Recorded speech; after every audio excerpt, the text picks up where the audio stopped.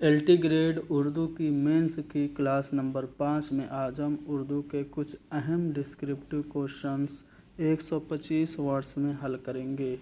ये सवालात LT grade के मेंस के लिए बहुत ही ज़्यादा अहम है। ये सवालात लोक सेवा आयोग द्वारा ही पूछे गए हैं।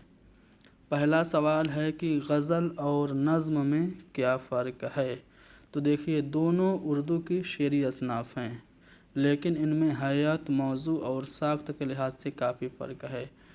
इन फ़र्कों को मैंने कुछ पॉइंट में यहाँ पे एक्सप्लेन किया है। पहला फ़र्क जो है वो हेडिंग बना दी है मरकज़ी ख़याल और रब्त की, यानी कि गज़ल में क्या होता है, मरकज़ी ख़याल नहीं होता है, एक शेर दूसरे शेर से कोई रब्त नहीं रखता है, लेकिन नज़्म में पूरे जो अशार होते हैं वो एक तसलसल में होते हैं। नज़्म का एक मरकज़ी ख़याल होता है और सारे अशार तसलसल से होते हैं। दूसरा पॉइंट है उन्वान।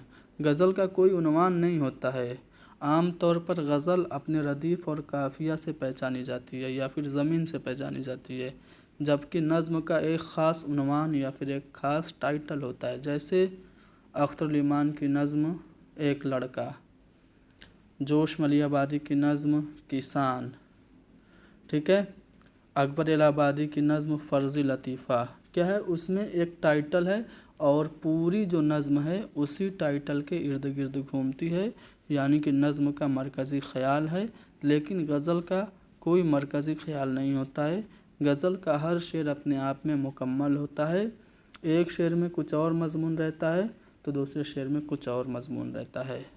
मौज़ूआत की बात करें तो गज़ल में रवायती तौर पर गज़ल इश्क और मोहब्बत और हुस्न व जमाल के मौज़ू होते हैं गज़ल में, लेकिन नज़्म में एक ही मरकज़ी ख़याल होता है या फिर एक ही मौज़ू शुरू से आखिर तक कायम रहता है।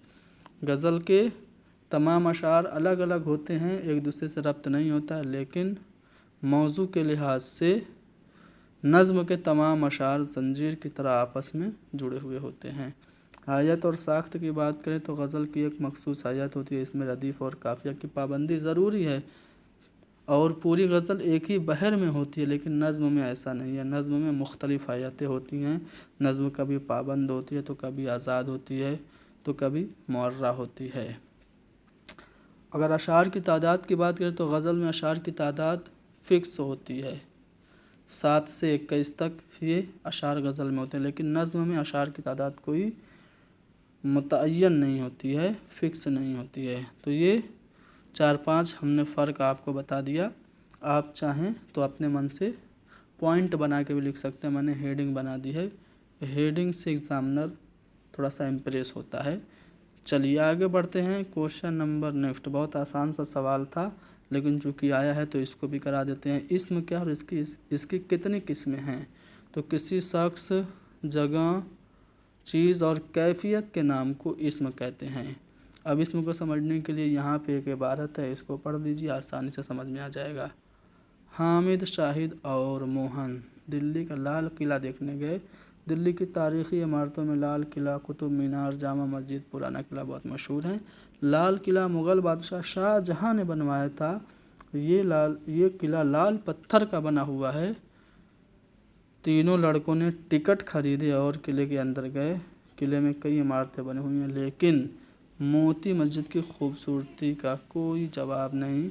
इसे देखकर लड़कों को बहुत खुशी हुई। मैंने अभी बताया इसमें की तारीफ़ कि शख्स, जगह, चीज़ या कैफियत को इसमें कहते हैं। तो इस सेंटेंस में सब कुछ आ गया। शख्स हामिद, शाहिद और मोहन आ गए, जगह में लाल किला दिल्ली आ गया और चीज़ में आपका टिकट आ गया, पत्थर आ गया और कैफियत में खुशी आ गई। यानी एक ऐसा पैसेज है ये जिसमें सारे इस्म की जो मिसालें हैं वो मौजूद है, इसलिए NCERT में ये आपको पैसेज देखने को मिलेगा।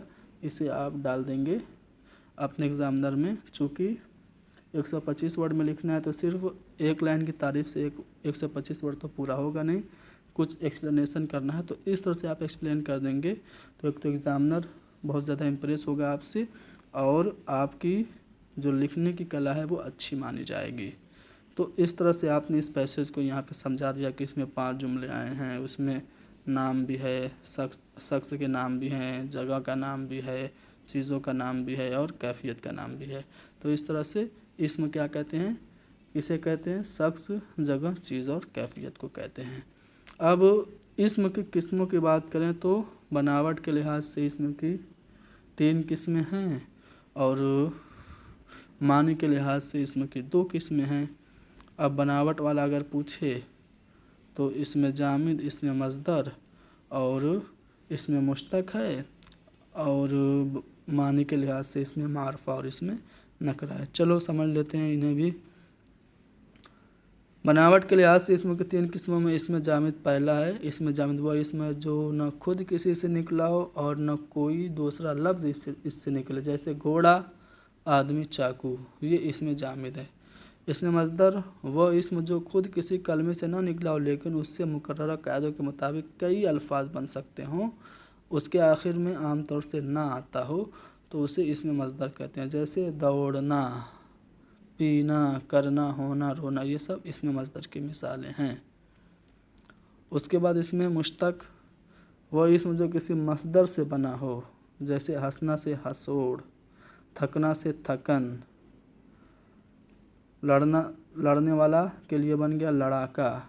تو اس طرح سے یہ سب جو ہیں وہ اسم مشتق ہیں۔ اب معنی کے لحاظ سے اسم کی 2 قسمیں، اسم معرفہ اور اسم نکرہ ہے۔ اسم معرفہ کو اسم خاص بھی کہتے ہیں، جو کسی خاص شخص یا خاص جگہ کے لیے بولا جائے، جیسے علی کوئی خاص شخص ہے، قرآن مجید کوئی خاص کتاب ہے، لکھنؤ ایک خاص شہر ہے، تو یہ اسم معرفہ ہو گیا۔ اسم نکرہ کیا کہتے ہیں؟ جو عام جگہ یا عام شخص یا عام چیز کے لیے بولا جائے، جیسے لڑکا، میں لڑکا بول دوں اوے لڑکے، تو کوئی بھی لڑکا، علی، محمد، حسن، حسین، کوئی بھی ہوگا وہ میری طرف مخاطب ہو سکتا ہے۔ شہر، میں کہہ دوں وہ شہر بہت اچھا ہے، تو آپ لکھنؤ کے بارے میں بھی یہ تصور کر سکتے ہیں کہ بہت اچھا ہے، بنارس کے بارے میں بھی اور کانپور کے بارے میں بھی۔ کتاب کوئی بھی کتاب ہو سکتی ہے، ٹھیک ہے، اردو کی، ہندی کی، انگریزی کی، ناول، داستان کی، کوئی بھی کتاب ہو سکتی ہے۔ اسی طرح جب آپ دریا بولیں گے تو دریائے نیل بھی ہو سکتی ہے، دریائے گنگا بھی ہو سکتی ہے، یا پھر جمنا بھی ہو سکتی ہے۔ تو اسے نکرہ کہتے ہیں، جو عام ہو، کامن ہو۔ تو امید ہے اسم کی تعریف اور اس کی قسمیں آپ کو سمجھ میں آ گئیں۔ چلو یہ شعر دیکھو۔ آگ ہے اولاد ابراہیم ہے نمرود ہے، کیا کسی کو پھر کسی کا امتحان مقصود ہے؟ یہ شعر ہے، اس میں کون سی صنعت کا استعمال ہوا ہے یہ پوچھا گیا ہے۔ تو جب بھی کسی شعر میں کسی تاریخی واقعے یا مشہور قصے یا مذہبی روایت کی طرف اشارہ ہو تو اس میں صنعت تلمیح ہوتی ہے۔ یہاں پہ ابراہیم علیہ السلام کا ذکر ہے، ابراہیم علیہ السلام کو نمرود نے آگ میں پھینکوایا تھا، تو اس کا ذکر اس شعر میں ہے کہ آگ ہے اولاد ابراہیم ہے نمرود ہے، کیا کسی کو پھر کسی کا امتحان مقصود ہے؟ یعنی اس شعر میں صنعت تلمیح ہے، یعنی کلام میں کسی مشہور قصہ یا کسی مذہبی روایت کی طرف اشارہ کرنے کو تلمیح کہتے ہیں۔ تلمیح کے الفاظ بظاہر مختصر ہوتے ہیں لیکن اس کے پیچھے وہ پورا قصہ ہوتا ہے جس کی طرف شاعر اشارہ کرنا چاہتا ہے۔ اس پورے قصے کو جانے بغیر نہ شعر کا مطلب بخوبی سمجھ میں آتا ہے، نہ ہی شعر کے اندر لائی گئی صنعت کا پورا لطف اٹھایا جا سکتا ہے۔ اگر آپ اس شعر میں نہیں جانیں گے کہ حضرت ابراہیم علیہ السلام کو نمرود نے آگ میں پھینکوایا تھا لیکن خدا نے ان کو بچا لیا تھا، تو آپ اس شعر کو اچھے سے نہیں سمجھ پائیں گے یا پھر اس شعر کا اچھے سے لطف نہیں لے پائیں گے۔ تو یہی ہوتی ہے صنعت تلمیح۔ صنعت تلمیح کی اور بھی مثالیں میں آپ کو پیش کر دیتا ہوں، چونکہ آپ کو ممکن ہے کہ 250 ورڈ میں یا پھر 125 ورڈ میں پوچھ دے۔ دیکھو، آپ کو LT گریڈ میں 20 سوال جو ہوں گے اس میں 10 سوال ایسے ہوں گے جو کہ آپ کے 8 نمبر کے ہوں گے اور ان کے لیے آپ کو 125 ورڈ لکھنے ہوں گے، ٹھیک ہے، 80 نمبر کے ہوں گے اور 125 ورڈ میں آپ کو 10 سوال لکھنے ہوں گے، اور آپ کے 10 سوال ایسے ہوں گے جو کہ 10 نمبر کے ہوں گے، 12 نمبر کے ہوں گے، 12 نمبر کے ہوں گے، اور اس کے لیے آپ کو 200 वर्ड में लिखना होगा। तो मैं कोशिश करता हूँ कि हर सवाल 200 वर्ड से ज़्यादा में रखूँ, ताकि अगर वो 125 वर्ड में पूछ दे तब भी आप उसे थोड़ा सा मुख्तसर करके लिख लें। देखिए, मान लीजिए ये आपने इतना लिखा, अभी आपका 70 वर्ड ही हुआ, और आप इसको 150-200 वर्ड करना चाहते हैं तो मिसालें ज़्यादा दे दीजिए। जैसे मैंने मिसाल दी है, बेखतर कूद पड़ा आतिश नमरूद में इश्क, अक्ल महवे तमाशाए लबे बाम। अभी अल्लामा इकबाल के शेर में भी सनत तलमी है, आप ये बात इस तरह से लिख सकते हैं यहाँ पे, तो वर्ड बढ़ जाएंगे। गिरनित हम पे बरकत अजल्ली न तूर पर, देते हैं बाद ज़र्फ़ कद खार देख कर। इस शेर में भी सनत तलमी है, कोहे तूर का ज़िक्र हो रहा है, यानी कि हज़रत मूसा अलैहिस्सलाम का वाक़या इसमें है। नारे नमरूद को किया गुलजार, दोस्त को यूं बचा लिया तूने, इसमें भी तलमी है।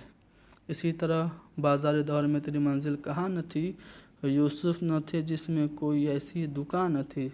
इसमें हज़रत यूसुफ को बाज़ार में बेच दिया गया था, उसका ज़िक्र है, इसलिए इसमें भी सनत तलमी है। निकलना खुल्द से आदम का सुनते आए थे, लेकिन बड़े बेआबरू होकर तेरे कूचे से हम निकले, इसमें भी सनत तलमी है। तेशे बगैर मर न सका को हुकन असद, सरगश्त खुमारे रसूमों क़यूद था। यहाँ पे कोकन यानी फरहाद की बात हो रही है, तो फरहाद का किस्सा भी एक मशहूर किस्सा है, तो इसलिए इस शेर में भी सनत तलमी है। इसी तरह आपसे मुमकिन है कि हुस्न तालील पूछ दे, तजाहुल आरफाना पूछ दे, तशबीह पूछ दे। तशबीह के अरकान पूछ चुका है, वो हम अगली क्लास में करा ही देंगे। इस्तिआरा और इस्तिआरा के अरकान पूछ दे, ये सब चीज़ें आपको तैयार करनी है। हम जब LT ग्रेड का कंप्लीट क्रैश कोर्स करा रहे थे तो हमने सनद पे मबनी एक क्लास कराई थी, उसे देख लीजिए, उससे आपको काफ़ी फ़ायदा होगा। बाकी हम अलग अलग इम्तिहानों में पूछे गए डिस्क्रिप्टिव टाइप के क्वेश्चंस को कराएंगे।